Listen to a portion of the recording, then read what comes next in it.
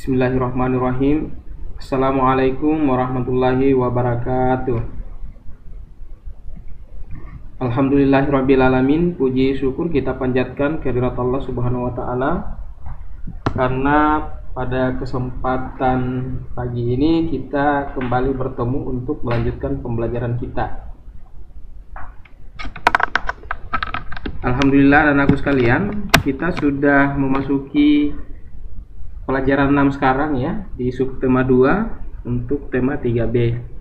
Jadi kita menyelesaikan lagi satu subtema, artinya kita di tema 3B ini sudah di pertengahan lagi.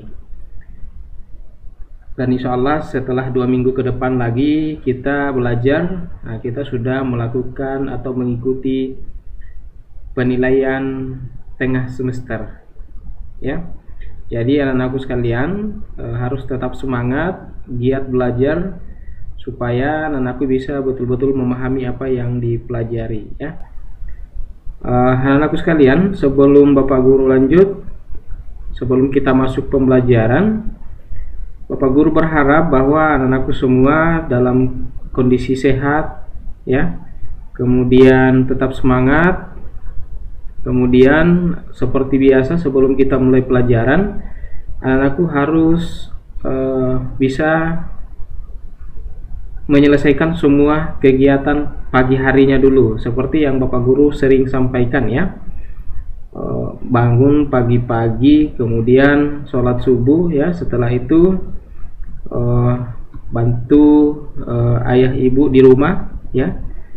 Anak-anakku sudah kelas 3 sekarang, jadi anak-anakku semakin bisa mengurus sendiri, membersihkan sendiri kamarnya ya.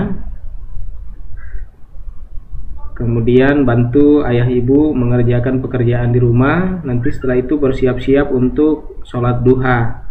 Nah setelah itu baru masuk mengikuti pembelajaran ya. Karena untuk sholat duha sekarang sudah dirubah.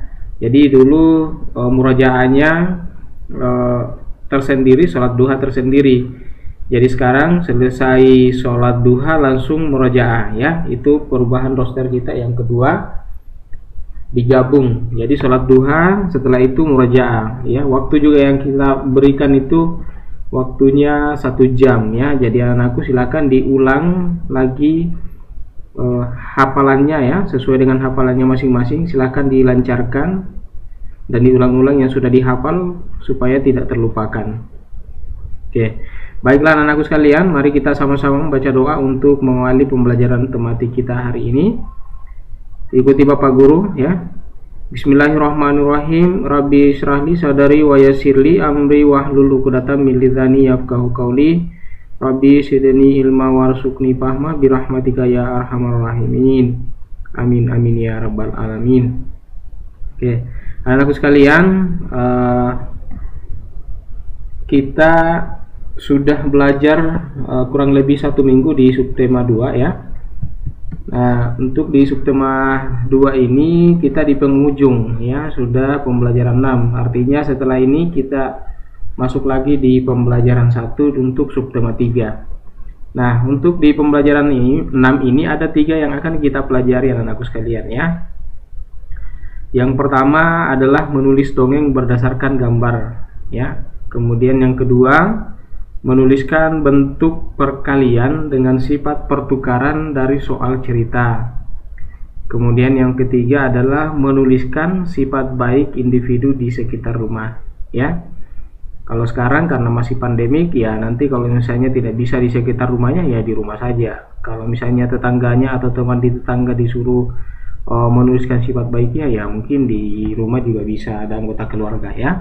Baik itu ayah, ibu, kakak, adik ya, atau mungkin ada sepupu, ada om, tante, atau kakek neneknya, boleh dituliskan semua ya, nanti kalau ada tugasnya seperti itu. Oke. Untuk menuliskan dongeng ini juga sudah kita ulangi ya, menuliskan dongeng berdasarkan gambar ya. Nah, jadi Anda gambar nanti gambar berseri. Kemudian menuliskan bentuk perkalian dengan sifat pertukaran dari soal cerita ya. Kita juga sudah belajar, bahkan di pembelajaran 1, pembelajaran 2 kita sudah belajar tentang pertukaran perkalian. Sama di subtema 1 juga, sebelum kita masuk di subtema 2 ini sebenarnya kita masuk di sifat ini juga, sifat pertukaran, tapi sifat pertukarannya itu pada penjumlahan. Nah, sekarang kita di perkalian. Oke, mari kita lihat sama-sama anak-anakku sekalian ya. Nah, ini dia pembelajaran 6. Silakan dibuka bukunya anakku sekalian ya. Silakan dibuka bukunya di halaman berapa ini? 59 ya. Oke, saya langsung bacakan saja. Anakku bisa perhatikan bukunya, bisa juga lihat layarnya Bapak Guru ya. Pokoknya buka bukunya di halaman 59. Oke. Saya langsung bacakan. Ayo menulis. Hewan-hewan di sekitar kita memiliki banyak manfaat bagi manusia. Ada yang dimanfaatkan sebagai bahan makanan dan pakaian. Ada juga yang dimanfaatkan tenaganya. Misalnya kuda dan kerbau. Kuda dimanfaatkan tenaganya untuk menarik delman. Sementara itu, kerbau dimanfaatkan tenaganya untuk membajak sawah. Nah, seperti ini yang anakku sekalian lihat, perhatikan di bukunya. Ini adalah salah satu manfaat dari kerbau ya, yaitu membantu atau digunakan untuk membajak sawah ya. Nah, ini ada dongeng. Ada sebuah dongeng yang bercerita tentang asal-usul digunakannya kerbau untuk membajak sawah. Judul dongeng tersebut adalah Kerbau Pembajak. Dongeng tersebut mengisahkan tentang 2 ekor kerbau yang menolong seorang petani membajak sawah. Dongeng tersebut disajikan dalam bentuk cerita bergambar seperti berikut. Nah, ini anakku sekalian, gambar berseri ini sebenarnya akan membantu anak-anakku untuk menulis sebuah dongeng ya. Nah, untuk bagaimana caranya supaya anak-anakku bisa membuat dongeng dengan menggunakan kata-katanya sendiri. Nah, ini yang ya anak-anakku sekalian, untuk bisa menulis cerita seperti menulis dongeng, sebuah dongeng berdasarkan gambar ini, ada beberapa hal yang anak-anakku harus perhatikan ya. Ini dia. Jadi yang pertama itu adalah tokoh dalam gambar ya. Ini siapa tokoh dalam gambar ini ya? Ada si petani dan ada si kerbau ya, 2 ekor kerbau. Kemudian latar tempat dan waktu pada gambar. Latar tempatnya ya, latarnya ini di sawah ya.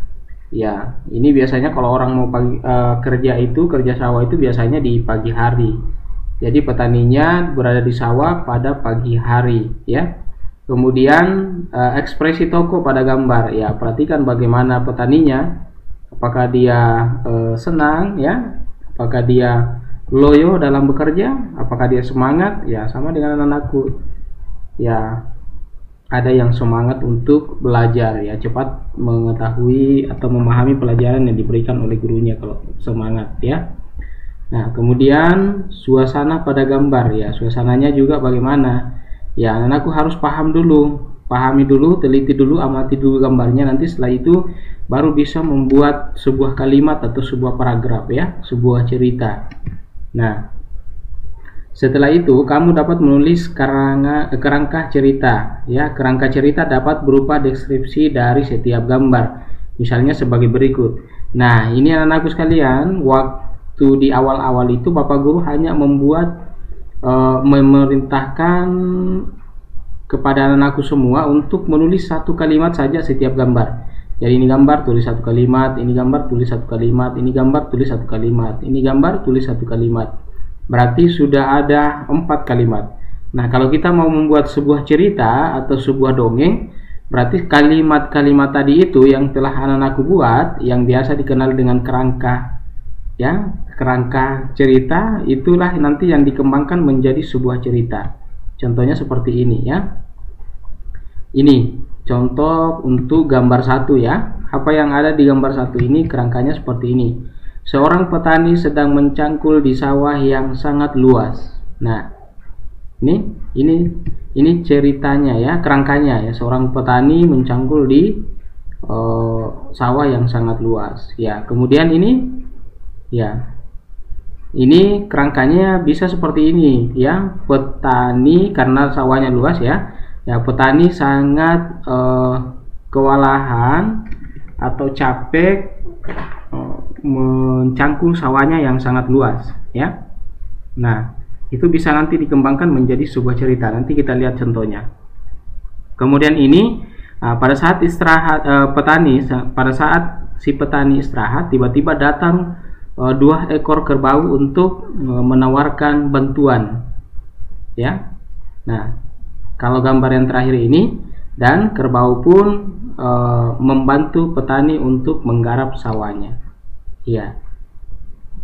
Nah, kita di contoh nomor 1 ini, kalau kerangkanya seperti ini, seorang petani sedang mencangkul di sawah yang luas ya. Sawahnya seorang petani itu luas. Nah, dari kerangka ini bisa kita susun menjadi sebuah cerita seperti contoh ini ya. Susunlah kerangka cerita tersebut menjadi cerita yang utuh. Kamu dapat menambahkan kalimat lain untuk mendukung ceritamu. Tulislah ceritamu pada selembar kertas setelah selesai baca ceritamu di depan kelas. Nah, ini dari kerangka ini, dari gambar 1 ini ya, dibuat sebuah cerita. Jadi ini dikembangkan, kerangka ceritanya ini tadi dikembangkan ya. Nah, contohnya seperti ini. Pada suatu pagi, terlihat seorang petani sedang mencangkul sawah yang luas. Sawah itu akan ditanami padi. Tanah di sawah dicangkuli supaya gembur. Dengan begitu, tanaman padi akan tumbuh dengan baik, ya. Nah, ini berarti hanya satu gambar ini ceritanya sudah sepanjang ini, ya. Jadi kalau anakku sudah membuat tadi kerangka kemudian dikembangkan, ini bisa satu halaman dongengnya ya. Nah, itu caranya untuk membuat dongeng atau cerita dari gambar berseri. Oke. Nah, kalau anakku sudah paham ya, sekarang kita lihat pelajaran berikutnya, yaitu kita berhitung ya. Contoh hewan yang dimanfaatkan sebagai bahan makanan adalah ayam. Ayam dimanfaatkan daging atau telurnya. Makanan yang berasal dari daging dan telur ayam banyak digemari. Oleh karena itu, ayam banyak dipelihara. Salah satu yang memelihara ayam adalah kakek Nina. Kakek Nina memelihara ayam. Kakek mempunyai 6 kandang ayam. Ya, ini kandangnya ya, 1, 2, 3, 4, 5, 6. Di dalam setiap kandang terdapat 9 ekor ayam. Ya, di dalam sini ada 9, di sini 9, di sini 9, sini 9, sini 9, sini 9, ya. Ayam kakek tersebut semakin besar, ya. Ayam kakek tersebut semakin besar. Kakek membagi ayam-ayamnya menjadi 9 kandang. Setiap kandang berisi ayam sama banyak. Berapa banyak ayam di setiap kandang? Nah, jadi karena kandangnya ini sempit ya, karena ayamnya semakin besar, yang tadinya di dalam ada 9 ya, 9 ekor ayam, itu tidak muat lagi karena ayamnya semakin besar, sehingga kakek menambah 3 lagi ya, 3 menambah 3 kandang menjadi 9. Nah, kalau ayamnya tetap ya, tetap dan ditambah kandang ayam 3, berarti ini berkurang, ini berkurang, ini berkurang, ini berkurang, ini berkurang, dan ini juga berkurang ya. Berarti yang tadinya 9 di dalam itu tinggal 6 di dalam. Ini juga tadinya 9 tinggal 6 ya. Jadi masing-masing dikurangi 3 baru dimasukkan ke dalam 3 kandang baru ya. Inilah yang dimaksud dengan pertukaran. Jadi kandangnya kakek sekarang 1, 2, 3, 4, 5, 6, 7, 8, 9 ya. 9 ini isinya bukan lagi 9 ayam, tetapi dia 6 di dalam. Nah, inilah yang dimaksud dengan pertukaran ya. Nih, saya baca saja ya biar lebih jelas. Sifat pertukaran perkalian sering digunakan dalam masalah sehari-hari seperti contoh tersebut. Ayo selesaikan soal cerita di atas. Gunakan sifat pertukaran pada perkalian yang telah kamu pelajari sebelumnya. Nah, ini penyelesaiannya. Ayam kakek jumlahnya tetap, yaitu sebanyak 6 kali 9 ya. 6 kandang, di dalam kandang ada 9 ayam. Jadi jumlahnya adalah 54. Nah, 6 kandang ada 9 ayam dalam satu kandang. Setelah kandang ditambah menjadi 9 banyak ayam, kakek dapat ditulis 9 kali kali 6 karena di dalam kandang hanya ada 6 ayam. Ya, jumlahnya 9 sama 54 ya, 54.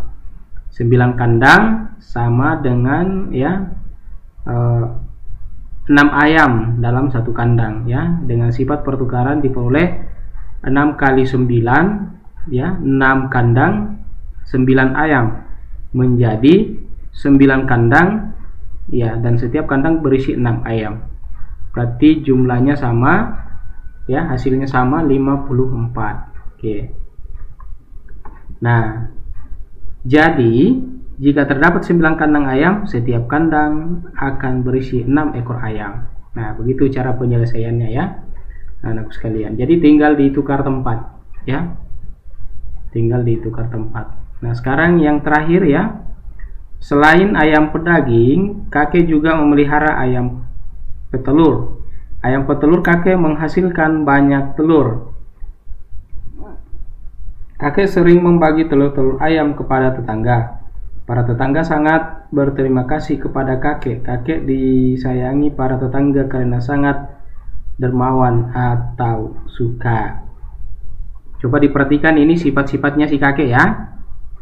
Ya. Kakek sering membagi telur ayam kepada tetangga. Jadi kakek ini sangat dermawan ya. Ya. Kemudian ya, para tetangga sangat berterima kasih kepada kakek. Kakek disayang para tetangga karena sangat dermawan ya.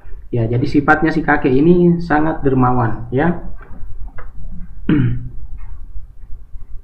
Nah, kalau sifatnya tetangga ya suka berterima kasih ya, dan penyayang, menyayangi kakek ya. Nah, terus sambungannya ya. Kakek sangat dermawan atau suka berbagi. Jika kakek mengalami kesulitan, para tetangga akan membantu dengan senang hati. Ya, jadi kakek itu sangat pintar bertetangga, sangat baik dengan tetangganya ya, anak sekalian. Dan ini bisa dicontoh ya sifatnya kakek. Kalau ada kelebihan rezeki boleh dibagi sama tetangga.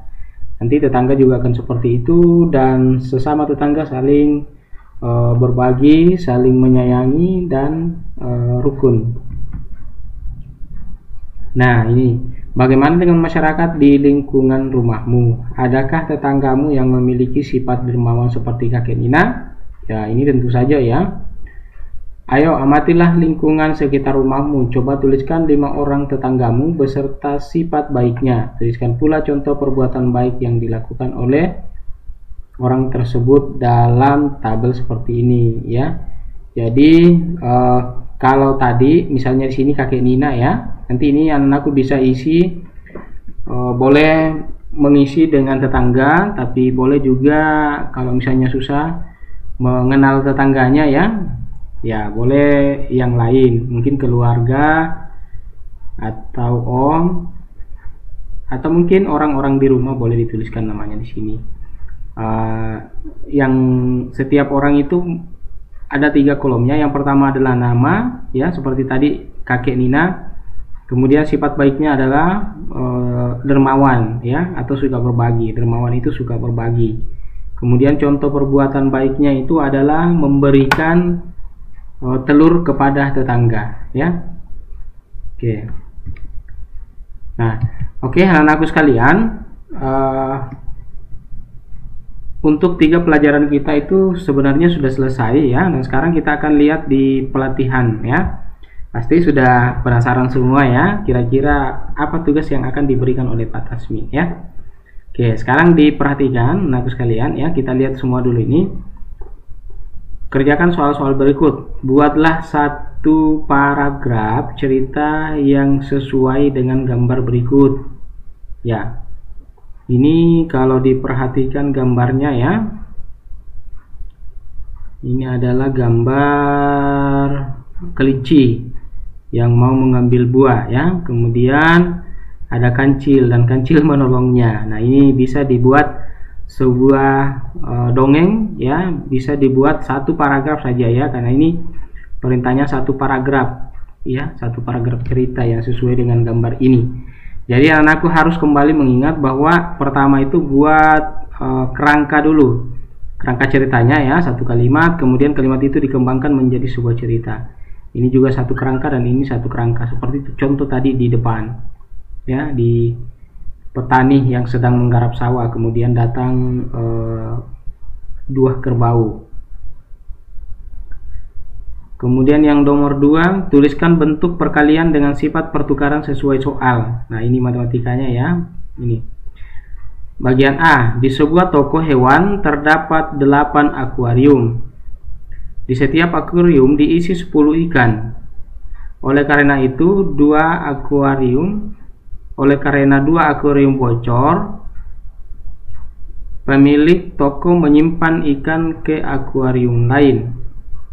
Setiap akuarium berisi ikan sama banyak. Berapa banyak ikan dalam satu akuarium sekarang? Ini kalau akuariumnya bocor ya, kemudian tidak bisa digunakan dan ikan-ikannya dipindahkan ke akuarium yang masih bagus, yang 6, berarti ini 8 dikurang 2 karena bocor, berarti 6. Ini kayaknya keliru soalnya ini. Kalau pertukaran tidak bisa seperti ini. Kalau pertukaran perkalian itu seharusnya ini 8, awalnya 8, ini ditambah. Ya, mungkin karena seperti tadi di depan itu ayamnya semakin besar, ditambah kandangnya 3. Ini seharusnya 8 ini ditambah 2, bukan dikurangi 2 ya.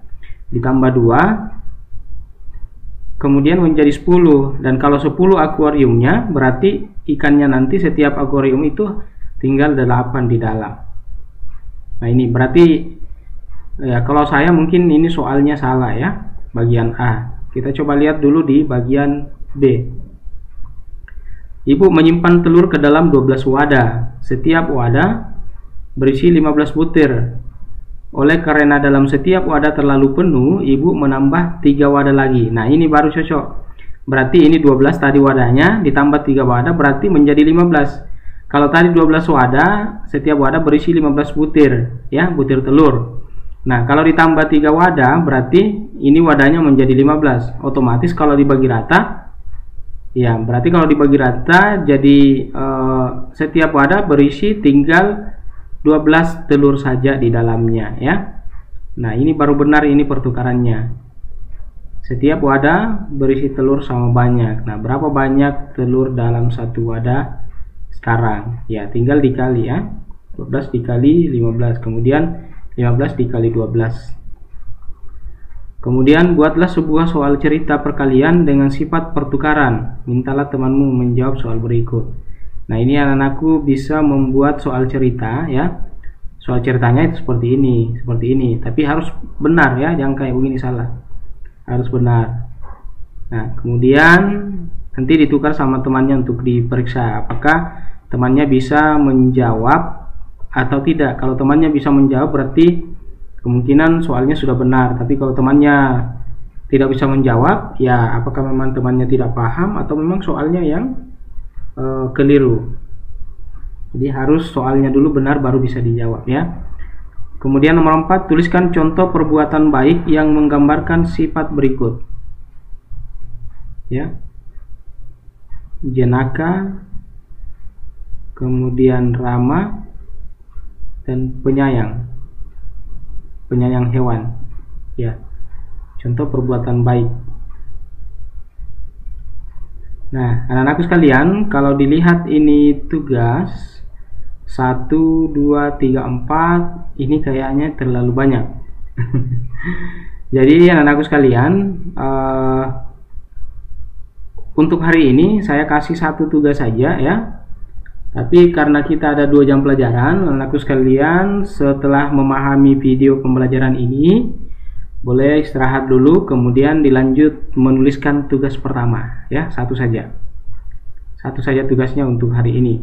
Jadi anakku membuat sebuah cerita atau dongeng atau satu paragraf cerita berdasarkan gambar ini. Nanti ceritanya nanti bisa dipoto, kemudian dikirim di Teams ya. Nanti saya persiapkan tempat untuk mengirim tim ya. Oke, satu saja ya. Yang lain boleh anakku kerja sebagai latihan ya, karena nanti 2 minggu lagi kita akan ulangan tengah semester. Jadi walaupun tidak ditugaskan, anakku harus latihan di rumah ya. Harus dipahami semua. Dan untuk mengetahui apakah anakku paham, boleh mengerjakan soal-soal yang ada. Kalau anakku sudah bisa menyelesaikan semua soal atau memahami semua jawaban dari soal-soal yang disediakan, berarti anakku sudah paham semua isi buku ya. Jadi untuk hari ini saya ulangi lagi bahwa hanya satu soal saja yang kita kerjakan. Tugasnya hanya satu, hanya membuat satu paragraf cerita atau dongeng dari gambar ini ya, gambar berseri. Mulai dari sini ya, si kelinci mau mengambil buah tapi tidak sampai, kemudian datang kancil dan dia menawari untuk dibantu, atau kancilnya yang datang menawari bantuan. Nanti terserah anakku mau menyusun kalimatnya seperti apa ya. Dan ini sudah terjadi, si kancil membantu kelinci untuk mengambil buah ya. Oke, demikian anakku sekalian ya, selamat belajar. Semoga apa yang kita pelajari hari ini dapat bermanfaat untuk kita semua ya. Mari kita sama-sama menutup pembelajaran kita hari ini dengan membaca surat Al-Asri. Bismillahirrahmanirrahim. Wal asri innal insana lafi khusri illal ladzina amanu wa amilus solihati wa tawassaw bil haqq wa tawassaw bis sabr. Billahi taufiq wal hidayah. Wassalamualaikum warahmatullahi wabarakatuh. Selamat belajar anak-anakku sekalian yang Bapak Guru selalu banggakan dan selalu cintai.